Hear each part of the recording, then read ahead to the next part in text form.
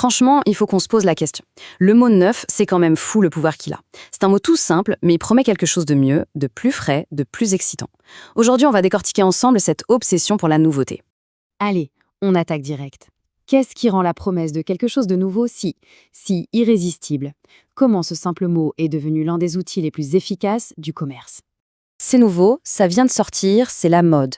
On l'a tous déjà entendu, cette petite phrase. C'est un peu le mantra de notre société de consommation, on l'entend partout, dans les pubs, dans les conversations.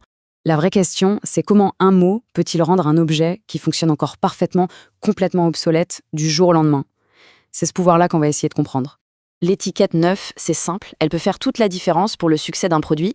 Et attention, ce n'est pas un truc récent. Depuis le XVIe siècle, le capitalisme a mis la nouveauté sur un véritable piédestal. Mais alors, et c'est là que ça devient super intéressant, pour un concept qui nous obsède autant, la notion même de neuf est en fait hyper floue. C'est même très difficile à définir. Les gens du marketing adorent le mot nouveau, mais sa définition est complètement arbitraire. Par exemple, une voiture est considérée comme neuve pendant 1 an, mais un style de vêtement, lui, peut être qualifié de nouveau alors qu'il revient à la mode tous les 20 ans. Cherchez l'erreur. C'est assez ironique, non? Les experts qui utilisent la nouveauté pour nous vendre des choses n'arrivent même pas à se mettre d'accord sur ce que c'est. Ils ne savent même pas comment compter le nombre de nouveaux produits qui sortent chaque année. Et tenez-vous bien, voilà un chiffre qui donne à réfléchir. Plus de 80% des lancements de nouveaux produits sont des échecs commerciaux. Alors si on est si obsédé par le neuf, pourquoi est-ce que la plupart du temps, on ne l'achète pas? Il y a comme un paradoxe.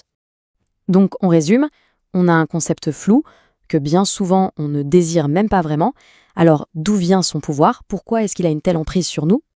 En fait, la réponse est assez simple. Ce désir pour le neuf n'a rien de naturel, pas du tout. Il a été construit, fabriqué de toutes pièces au fil du temps. Voyons un peu comment. Cette petite chronologie le montre bien. Ça a commencé il y a des siècles avec les produits exotiques de l'époque coloniale, c'est passé par la promesse de progrès des nouvelles machines au XIXe siècle, jusqu'à l'innovation numérique permanente d'aujourd'hui. Et tout ça, ce n'est pas arrivé par hasard. Toute une série d'acteurs très influents ont participé à cette construction. On parle des publicitaires, bien sûr, mais aussi des économistes, des politiques et même des designers. Tous ont contribué à bâtir la valeur qu'on accorde aujourd'hui à la nouveauté. Leur but, ça a toujours été de nous faire ressentir un véritable besoin pour ce qui est neuf. Ils ont associé la nouveauté à un désir si puissant qu'il en devient presque incontrôlable. D'accord, mais pourquoi? Pourquoi se donner autant de mal pour nous faire désirer le neuf à tout prix? Quel est le but final de toute cette opération? La réponse, c'est la consommation. Cette obsession du neuf, c'est le carburant qui fait tourner un cycle sans fin. Acheter, utiliser, jeter. Voilà le mécanisme. Tout simple, on achète, on jette et puis on rachète.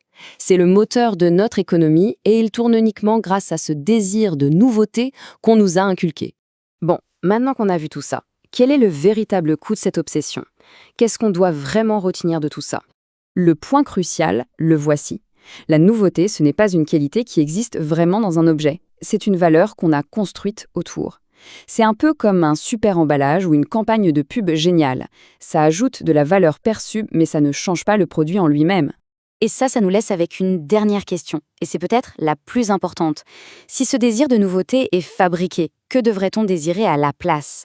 Une fois qu'on enlève tout le vernis marketing, qu'est-ce qui a une valeur réelle, une valeur qui dure?